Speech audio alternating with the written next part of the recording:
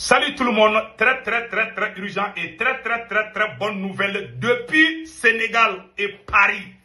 Mes chers amis, aujourd'hui, il y a de bonnes nouvelles au Sénégal.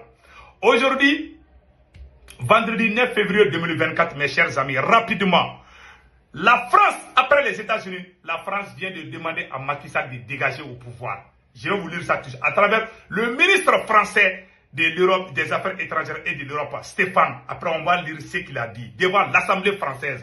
Mes chers amis, la France a dit à Macky Sall de respecter la constitution sénégalaise. Aïe. Je vous ai dit, depuis que les États-Unis sont sortis contre Macky Sall, je savais que les autres pays, l'Union européenne, après les États-Unis, l'Union européenne, maintenant c'est le tour de la France. Tout ça, la CEDEAO n'a rien dit.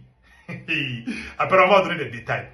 Au moment où je vous parle, ça choque au Sénégal aussi.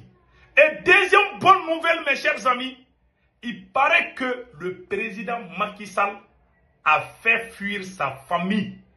Destination Maroc. On va vous faire écouter ça tout de suite. Il paraît que la famille de Macky Sall n'est plus au Sénégal. D'après l'ambassadeur du Sénégal à l'UNESCO. On va vous montrer cette image tout de suite. Vous allez comprendre. Voilà. Voilà cette image qu'on va vous montrer tout de suite. Voilà. En tout cas, c'est ce qu'on vient d'apprendre. Voilà l'image. Voilà. Le président Macky Sall a déjà déménagé au Maroc. Sa famille a déjà déménagé au Maroc. Le président Macky Sall a déjà déménagé au Maroc. Voilà. Sa famille a déjà déménagé au Maroc. Voilà. Donc, il paraît qu'il y a des négociations. En tout cas, le conseil que moi je donne au président Assimi Goïta, au président Ibrahim Traoré et au président général Tchani, il faut voir les choses là. Sinon, les blancs là. Si tu vois que la France, l'Union européenne, tout le monde est en train de pousser Macky Sall là. En tout cas, si on ne fait pas attention, Macron va téléphoner un militaire pour dire il faut chercher Macky Sall là. Et ce militaire va faire comme le cas de Gabon là. Vous voyez, les militaires de Gabon qui a fait coup d'état là. Il obéit à Paris, il est avec Macky Sall, il est avec la France, donc vous voyez, donc on a peur que la même chose arrive au Sénégal. Donc voilà ce qui se passe, mes chers amis. Macky Sall, la famille de Macky Sall n'est plus au Sénégal. Hein. Macky Sall veut brûler le Sénégal et puis il a fait sortir sa famille. Lui-même, Macky est vomi par son propre peuple, du jamais vu dans l'histoire du Sénégal. Vous voyez, je vais vous montrer les images. Et les appels, vraiment, c'est incroyable. Je vais vous montrer les images tout de suite. Les images des manifestations. Voilà. Voilà les images des manifestations à Dakar. Après les vidéos aussi, vous voyez. Vous voyez. Il y a des appels des femmes, des enfants, tout le monde. Voilà.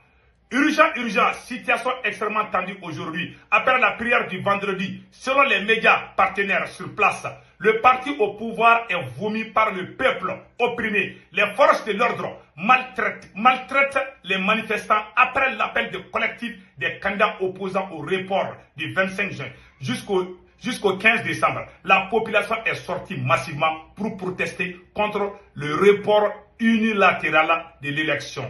Donc mes chers amis, source, la rédacteur de l'AD. Donc voilà ce qui est écrit ici. Et en même temps, ce n'est pas fini. Hein. On vient d'apprendre aussi que la télévision d'État est aux mains des manifestants. Mais je ne suis pas trop sûr de cette information. Maintenant, nous allons partir avec la France. On dit que la France a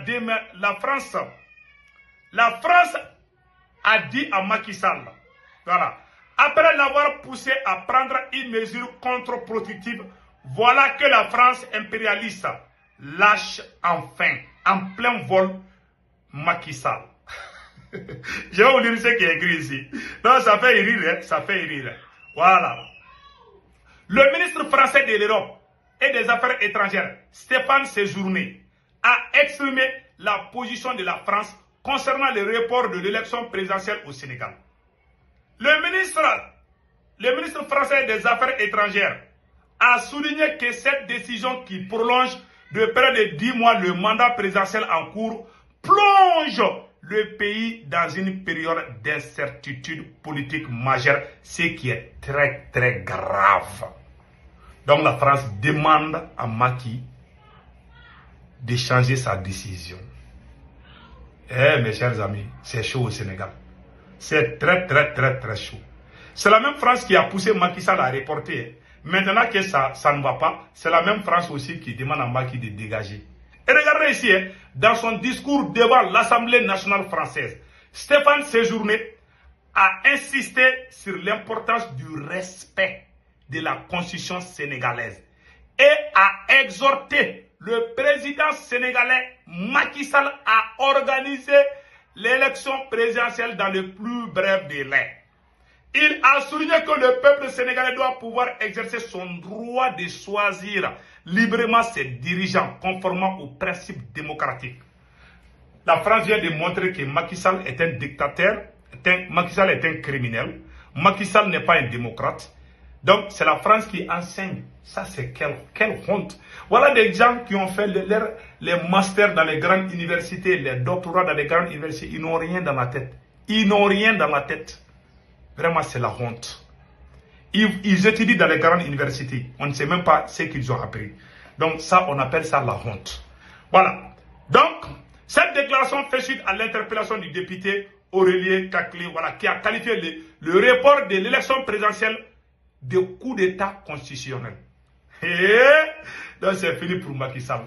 La France vient de dire à Macky Sall vraiment de rendre le tablier. Donc Macky est cuit. C'est fini pour Macky, je vous dis. Il y a les manifestations, il y a les appels partout pour que Macky quitte. Je vais vous montrer le passage d'une femme très courageuse. Je vais vous montrer ça tout de suite. Je vous ai dit. Voilà.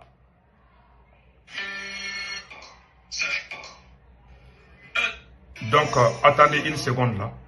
J'ai cette vidéo ici que je vais vous montrer. Voilà. Ça c'est les manifestations au Sénégal comme ça. Ouais. Ça, ce n'est pas encore fini. Nous invitons également tous les chrétiens à se mobiliser ce dimanche 11 février durant leur messe citoyenne. Écoutons la dame là.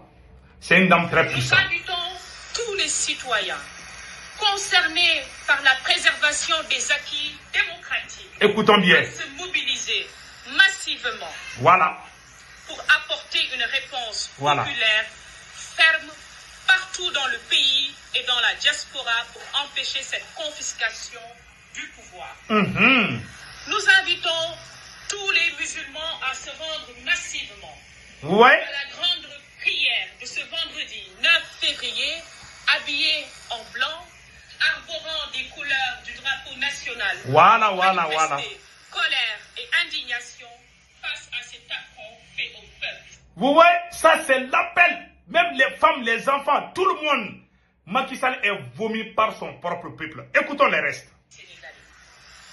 Nous invitons également tous les chrétiens à se mobiliser ce dimanche 11 février durant leur messe. Voilà. Au regard de leur rôle important dans la société, nous demandons aux religieux, notamment aux imams et aux prêtres, d'appeler dans leur prêche du vendredi et homélie du dimanche au retour à la légalité constitutionnelle et au respect du calendrier électoral. Vous avez dit ça là. Non, c'est fini pour Macky. Alors le match est terminé. Donc nous allons partir avec la deuxième phase de la. Donc Macky est fini comme ça. Macky est fini. Il y a les appels partout. Ce monsieur est un vrai. Macky, je me demande s'il est bénin quoi. Vraiment. Ouais, le monde t'a laissé. Même les chiens te détestent aujourd'hui. Il est détesté même par les moustiques. Donc écoutons ce qui vient de se passer. Donc la deuxième phase de cette vidéo, nous avons tous vu. Voilà mon conseil aux trois présidents maliens, burkinabés et nigériens par rapport à la sortie du président béninois Patrice Talon. Le président béninois Patrice Talon est sorti. Quand on fait le langage corporel, on appelle ça en anglais body language. Moi, je pense que les trois pays de l'AES peuvent travailler avec le Bénin. C'est ce que je pense. Je peux me tromper. Hein. Et si je me trompe, toutes mes excuses. On ne peut pas faire la guerre à tout le monde. Vous savez, nous sommes liés les uns et les autres.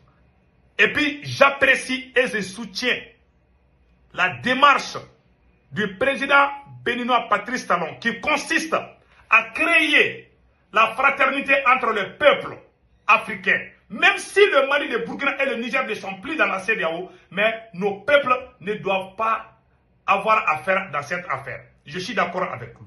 C'est-à-dire que le président béninois peut travailler avec le président malien, le président béninois peut travailler avec le président burkinabé, le président béninois peut travailler avec le président nigérien. Oublions ce qui s'est passé. Le monsieur est dans le regret aujourd'hui. Et je pense qu'on peut lui donner une chance. Et je pense qu'il a compris beaucoup de choses. Parce que si nous partons comme ça, le Bénin peut être très important, stratégique pour nous. Donc nous conseillons les autorités des 3 pays de ne pas lâcher le président Talon. Je pense qu'il est sincère de ce qu'il dit par rapport à l'union entre les frères. En ce qui concerne le retour des 3 pays dans l'AES, moi je suis contre. Je ne pense pas que le président béninois veut que les 3 pays rentrent dans la CEDEAO. Il a compris que c'est déjà peine perdue.